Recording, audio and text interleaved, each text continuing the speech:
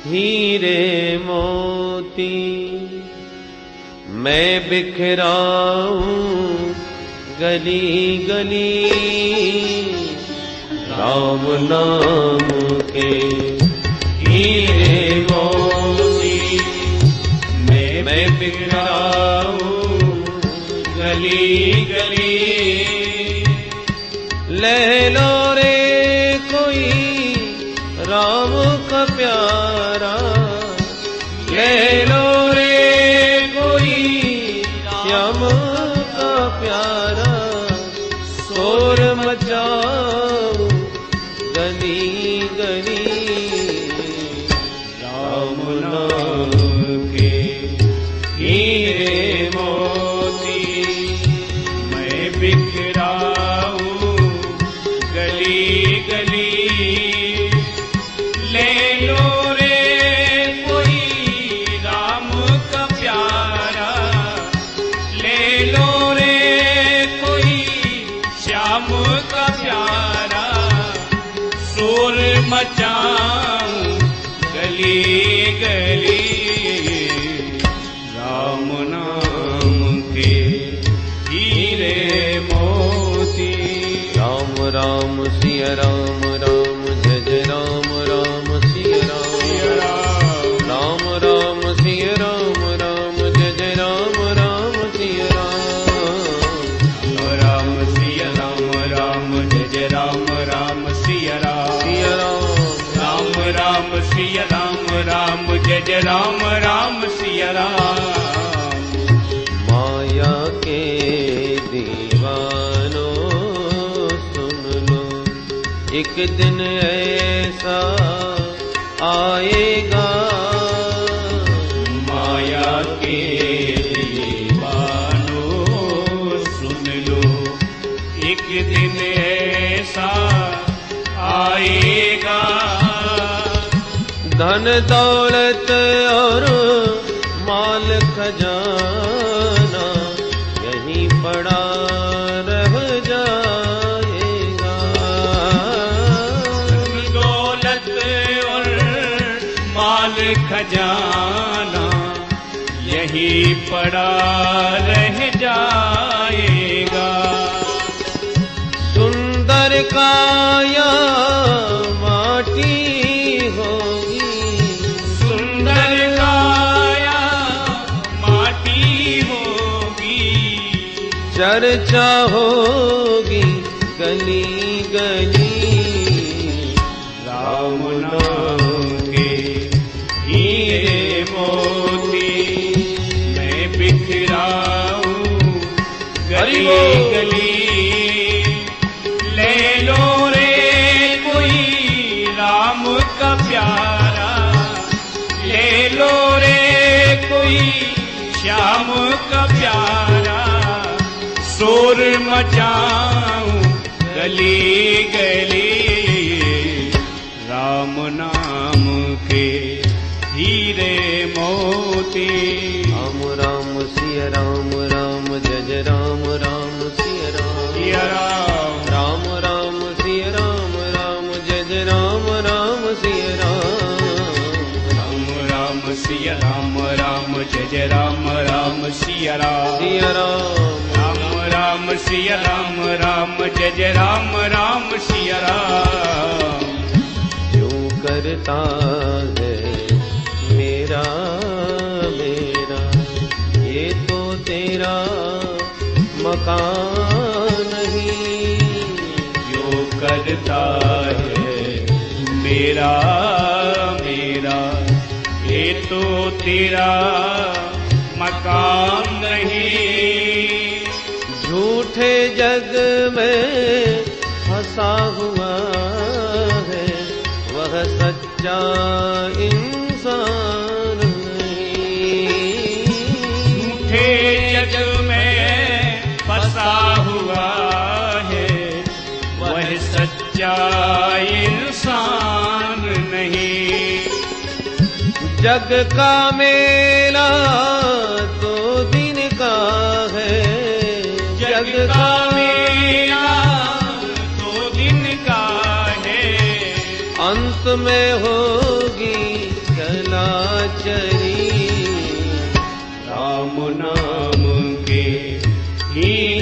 मोती मैं बिखराऊं गली गली, ले लो रे कोई राम का प्यारा, ले लो रे कोई श्याम का प्यारा, शोर मचाऊं गली गली, राम नाम के हीरे मोती। राम राम सिया राम राम जय राम राम सिया राम, सिया राम राम राम सिया राम राम जय जय राम राम सिया राम, राम राम सिया राम राम जय जय राम राम सिया राम, सिया राम राम राम सिया राम राम जय जय राम राम सिया राम। जिन जिन ने यर मोती लूटे वह तो माला माल हुए, जिन जिन ने यह मोती लूटे वह तो माला माल हुए। धन दौलत के बने पुजारी आखिर वह कंगाल हुए, धन दौलत के बने पुजारी आखिर वह कंगाल हुए। चांदी सोने वालों सुन लो, चांदी सोने वालों सुन लो, बात सुनाऊं खरी खरी, राम नाम के हीरे मोती मैं बिखराऊं गली गली, ले लो रे कोई राम का प्यारा, ले लो रे कोई श्याम का प्यारा, शोर मचाऊं गली गली, राम नाम के हीरे मोती। राम राम सिया राम राम जय राम राम सिया राम, सिया राम राम राम सिया राम राम जय राम राम सिया राम, राम राम सिया राम राम जय जय राम राम सिया राम, सिया राम राम राम सिया राम राम जय जय राम राम सिया राम। बोलो राम राम सिया राम राम जय राम राम सिया राम, सिया राम राम राम सिया राम राम जय राम राम सिया राम, राम राम सिया राम राम जय जय राम राम सिया राम, सिया राम राम राम सिया राम राम जय जय राम राम सिया राम, जय जय राम राम सिया राम, जय जय राम राम सिया राम, जय जय राम राम सिया राम, जय जय राम राम सिया राम, जय जय राम राम सिया राम। बोल भक्तवत्सल भगवान की जय, श्रीमद्भागवत महापुराण की जय जय श्री राम।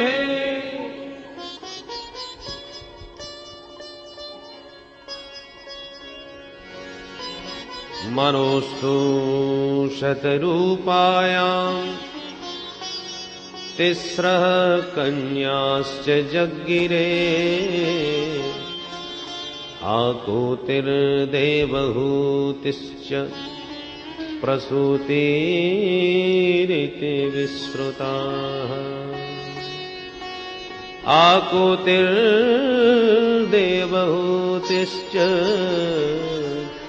प्रसूतिरिति विश्रुताः।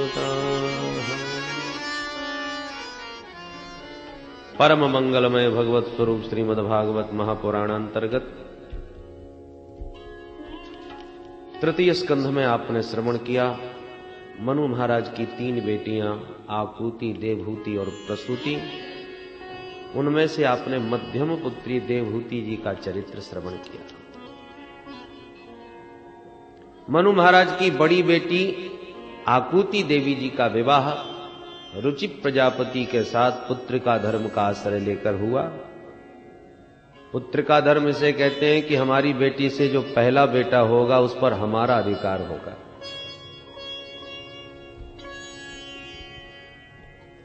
इस शर्त पर रुचि प्रजापति से देवी आकुति का विवाह हुआ। इनके घर साक्षात भगवान यज्ञ नारायण प्रकट हो गए। बोल यज्ञ भगवान की।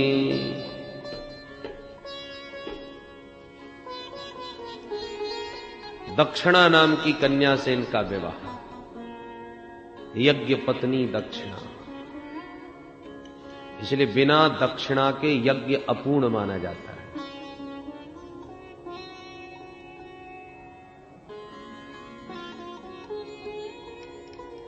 सुखदेव जी कहते हैं, परीक्षित, मैत्री मुनि विदुर जी को ये प्रसंग सुनाते हुए बोले कि विदुर जी,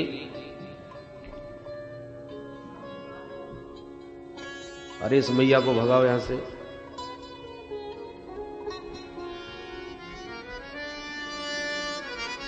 या शांति से बैठी है।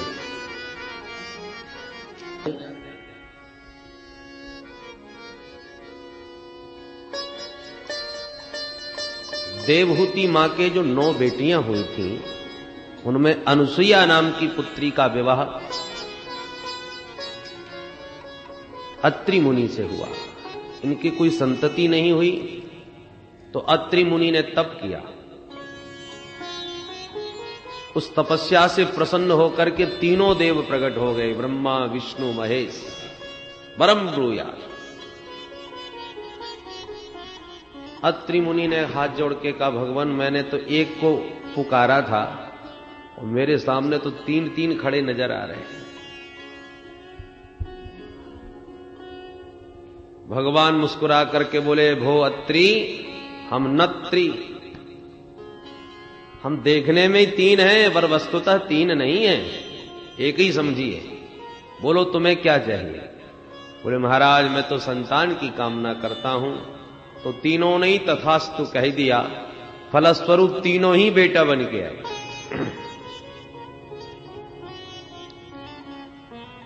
ब्रह्मा जी के अंश से अनुसुईया के गर्भ से चंद्रमा का जन्म हुआ। भगवान शिव के अंश से अनुसुईया मां के गर्भ से दुर्वासा मुनि का जन्म हुआ। और भगवान नारायण के अंश से, विष्णु के अंश से अनुसुईया मां के गर्भ से साक्षात भगवान दत्तात्रेय महाराज का प्राकट्य हुआ। बोल दत्त भगवान की। दत्तात्रेय मुनि भगवान के अवतार। सोमो भूत ब्रह्मणोंसेन दत्तो विष्णोस्तु योगवित् दुर्वासा शंकरस्यांसो निबोधांगिरस प्रजा।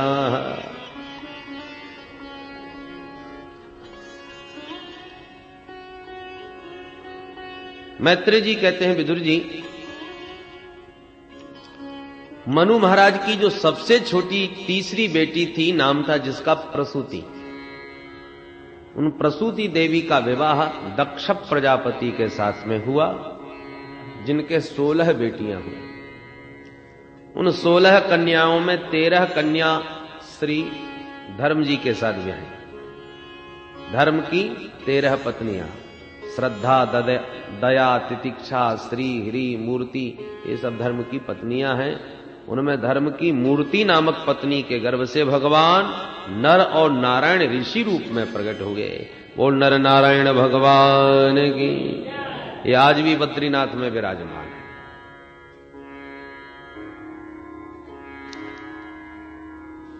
प्रजापति दक्ष की 13 बेटियां धर्म को ब्याही, एक बेटी अग्निदेव को ब्याही जिनका नाम स्वाहा देवी, एक बेटी पितरों को ब्याही जिसका नाम स्वधा देवी, और एक बेटी भगवान शंकर को ब्याही जिनका नाम सती देवी। शिव पत्नी सती के कोई संतति नहीं हो सकी, क्योंकि एक बार दक्ष ने भोलेनाथ का अपमान किया, जिसको सह न सकी और माता सती ने अपना शरीर ही यज्ञ में त्याग दिया। विदुर जी चौंक पड़े। मैत्री जी से पूछा, भगवान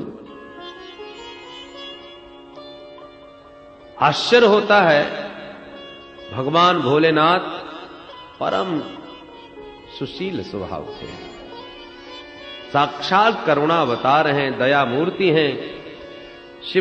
शिव का अर्थ ही कल्याण है। ऐसे कल्याण स्वरूप भगवान शिव से भला दक्ष ने द्वेष क्यों किया? और क्या इतना द्वेष किया जिसके फलस्वरूप माता सती को शरीर त्यागना पड़ा? कृपा करके इसका कारण बताइए। मैत्रेय जी कहते हैं, सुनिए विदुर जी,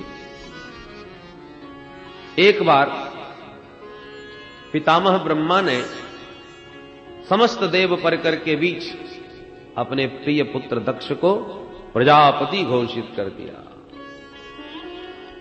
प्रजापति का पद पाते ही दक्ष को बहुत अहंकार आ गया, अभिमान ग्रसित हो गए। जब इनका स्वागत समारोह आयोजित किया गया, जिसमें बड़े बड़े देवता महात्मा सब इकट्ठे हुए, और उस अपनी स्वागत सभा में प्रवेश किया प्रजापति दक्ष ने, तो सभी सभासदों ने खड़े होकर सम्मान किया, स्वागत किया। आइए आइए महाराज, सुस्वागतम। दक्ष अहंकार में चारों तरफ दृष्टि घुमाते हुए सभा में प्रवेश किए और अपने स्वागत में खड़े हुए लोगों को देखकर गदगद हो गए। अचानक दृष्टि पड़ी कि 3 लोग खड़े नहीं हुए हैं, ब्रह्मा विष्णु महेश। तो ब्रह्मा विष्णु को देख करके तो कुछ नहीं बोला, पर भगवान शिव को देख करके तो लाल पीला हो गया। ये तो मेरा दामाद है, मैंने अपनी बेटी सती इसको ब्याही है, इसने मेरा सम्मान क्यों नहीं किया? बस अपनी सभापति की गद्दी पर बैठे और बैठते ही भाषण चल। श्रूयताम ब्रह्मर्षयो में सहदेवा सहाग्नय साधूनां ब्रुवताओ व्रक्तम नाज्ञानान च मत्सरात्। श्रूयताम, सावधान होकर के सब सुन लीजिए। सभासद सावधान हो गए, भाई सभापति कुछ कहने वाले हैं, कोई विशेष ही बात होगी, अन्यथा सभापति का भाषण अंत में होना चाहिए। ये आते ही सभापति जी ने बोलना प्रारंभ कर दिया तो कोई खास बात होगी। सब सावधान हो गए। क्या कहना चाहते महाराज? दक्ष ने का सिर्फ एक ही बात कहना चाहूंगा कि विशिष्ट लोगों में विशिष्ट लोगों का ही आगमन होना चाहिए। सभ्य समाज में एक भी असभ्य व्यक्ति आके बैठ जाए तो सभा का स्वरूप बिगड़ जाता है।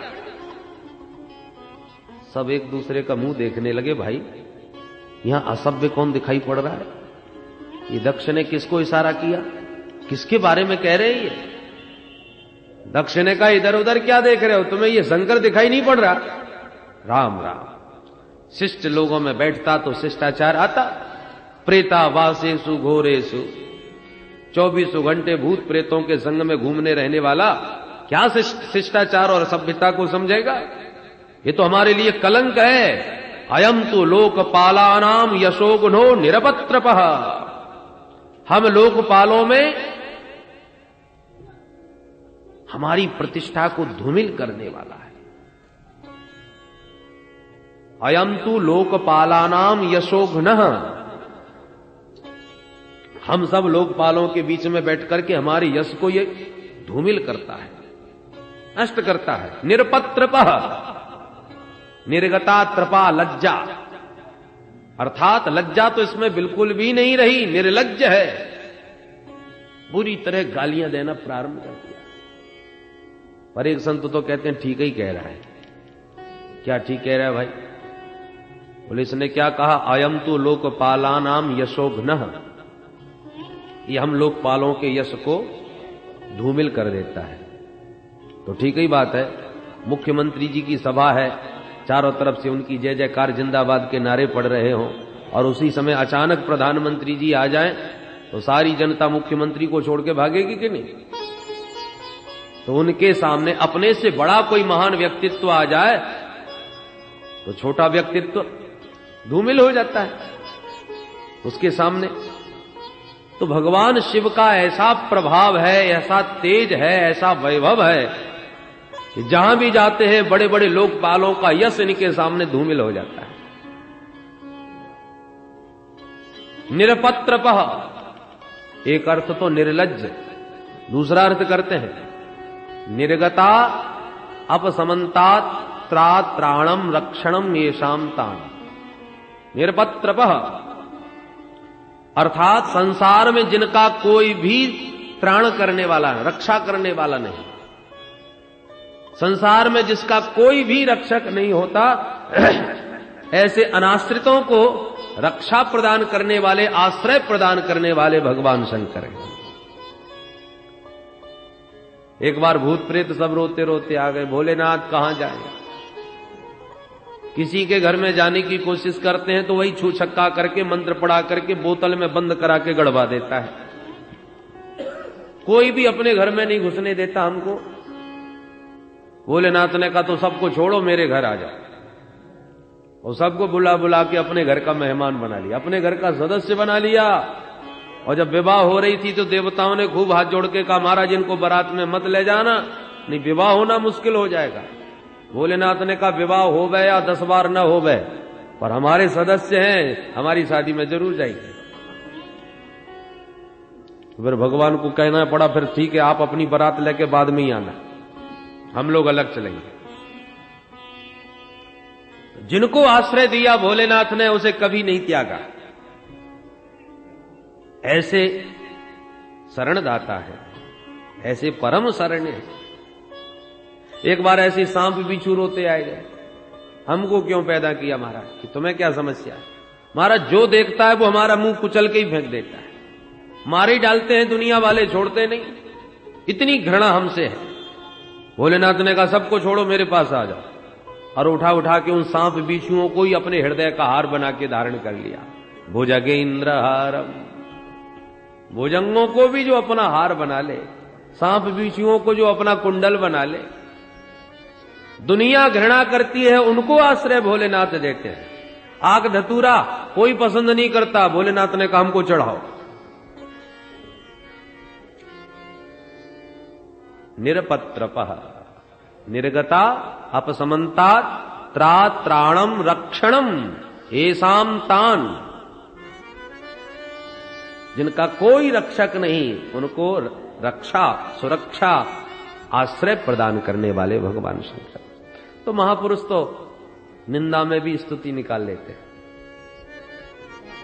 भाई चश्मा है, जिस रंग का होगा वैसा ही संसार दिखेगा। आज अभिमान के रंग में रंगा हुआ दक्ष जब भगवान शिव को देखता है तो उसे दोष ही दोष नजर आ रहे हैं।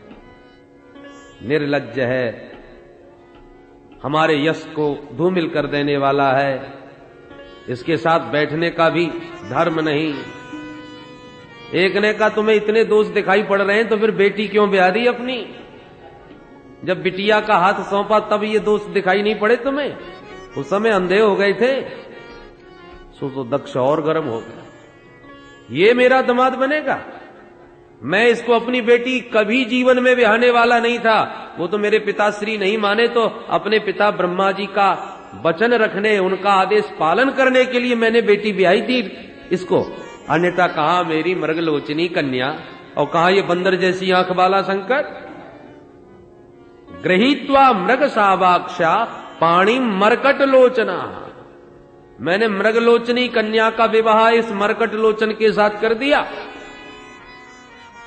ऐसे ऐसे कटु वाक्य बोले कि नंदीश्वर जी से नहीं रहा गया। तमक करके खड़े हो गए कि अभी जवाब देता हूं इसको। पर भोलेनाथ ने इशारा किया, चुप बैठो।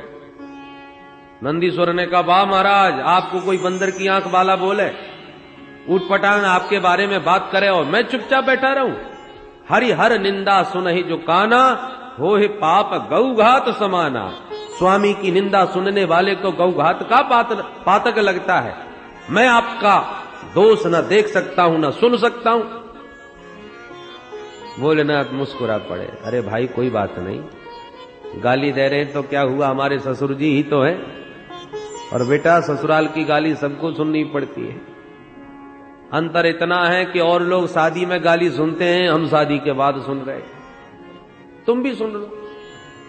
अनुमति नहीं मिली तो नंदीश्वर बेचारे मन मार के रह गए, ठीक है महाराज सुनो। और दक्ष का दुस्साहस बढ़ता ही चला गया। स्थिति ये आ गई, क्रोध में भरे दक्ष ने अंततो गत्वा भगवान शिव को शाप भी दे डाला, आज के बाद इस शंकर को किसी भी यज्ञ में कोई भाग न दिया जाए। जब शाप दिया तो नंदीश्वर से अब रहा नहीं गया और तमक करके खड़े होकर के बोला, ए प्रजापति दक्ष, तुझे ये पद क्या मिल गया? तू इतना अभिमान हो गया, अभिमान में भर गया। जब से आया है तब से बड़बड़ाता जा रहा है हमारे भोलेनाथ के अपमान में, इसलिए जा, मेरा शाप है, तेरे को बकरे का ही मुंह लग जाए। भृगु जी खड़े होकर के दाढ़ी पर हाथ घुमा के बोले, ए नंदीश्वर, ये ससुर दमाद का आपसी झगड़ा तू बीच में क्यों बोला? मैं भी शाप देता हूं शिव जी के गण पाखंडी हो जाए।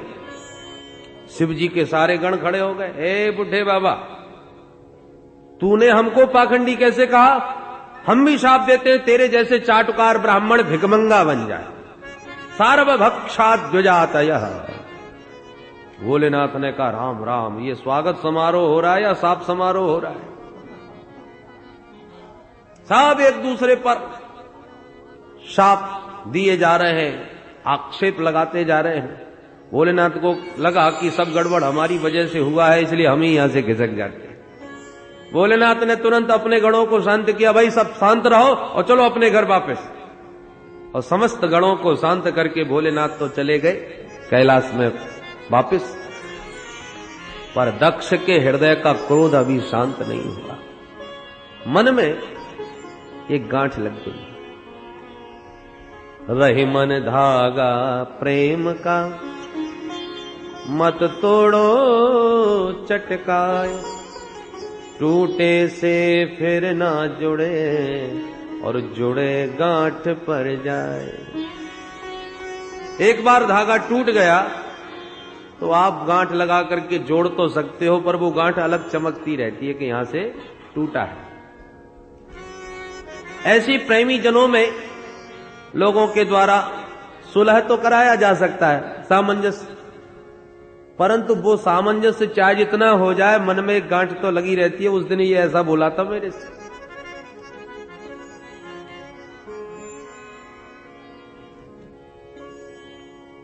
मामला शांत हो गया। पर एक बार दक्ष ने हरिद्वार में ही आकर, कनखल में जाकर एक बड़े विराट यज्ञ का आयोजन किया। ब्रह्मांड भर से तमाम देवी देवता सबके सब बुलाए गए, पर देवादिदेव महादेव को कहीं कोई चिट्ठी पत्री नहीं, कोई निमंत्रण नहीं। भोलेनाथ अपने कैलाश में मस्त। यज्ञ की तिथि आई तो देवताओं के विमान उड़ने लगे। गड़गड़ाते में जो देवताओं के विमान हैं वो सब कैलाश पर्वत के ऊपर से निकले। देखिए, सब देवताओं को मालूम है कि भोलेनाथ इस यज्ञ में नहीं बुलाए गए, तब भी विमान देवताओं के सब भोले बाबा के ऊपर से ही निकल रहे। जब दो प्रेमियों में खटपट होती है ना, तो तीसरे लोग बड़ा फायदा उठाते हैं। मामला शांत भी हो रहा हो तो और तूल लगाते हैं। क्रोध न आ रहा हो तो आ जाए कि देखो हम अपने घर बैठे हैं और लोग हमारी ससुराल जा रहे हैं। भोलेनाथ तो कुछ नहीं, अपने आंख बंद करके अपने स्वरूप में आनंद में मस्त। पर देवी सती जी का मन डगमगा रहा है। आज सवेरे से विमानों की झड़ी नहीं टूट रही, एक के पीछे एक विमान गड़गड़ाता चला जा रहा है। आखिर के कुंभ का पर्व तो इस वर्ष है नहीं, तो ये सबके सब देवता ये हरिद्वार की तरफ क्यों भाग रहे? कुछ देवांगनाओं को जब विमान में जाते देखा तो भगवती सती ने इशारे में पूछा, बहन कहां जा रही हो? देवांगनाओं ने कहा, अरे बहन तू अभी ससुराल में ही बैठी है क्या? तुझे नहीं मालूम? अरे तेरे मायके में तेरे पिता ने कितना बड़ा यज्ञ किया है, सारी दुनिया वहां भाग रही है और तू अपनी ससुराल में अभी तक बैठी है। सती जी के तो होश उड़ गए। राम राम, मेरे मायके में यज्ञ मुझे ही नहीं मालूम? सती जी मुस्कुरा के बोली, हां बहना हो तुम सब, चलो मैं बस अभी तैयार होके आ रही हूं। पर माता सती के मन में एक बड़ा ही द्वंद खड़ा हो गया। ये कैसे हो गया? मैं तो अपने पिता की बड़ी लाडली हूं, फिर पिताजी ने मुझे क्यों नहीं बुलाया? अब ये सब कारण तो वहां जाने के बाद ही पता चलेगा, पर बिना निमंत्रण के मेरे भोले बाबा तो संभवतः जाने वाले नहीं। क्या करूं? अच्छा, एक बार कोशिश तो करके देखती हूं। माता सती जी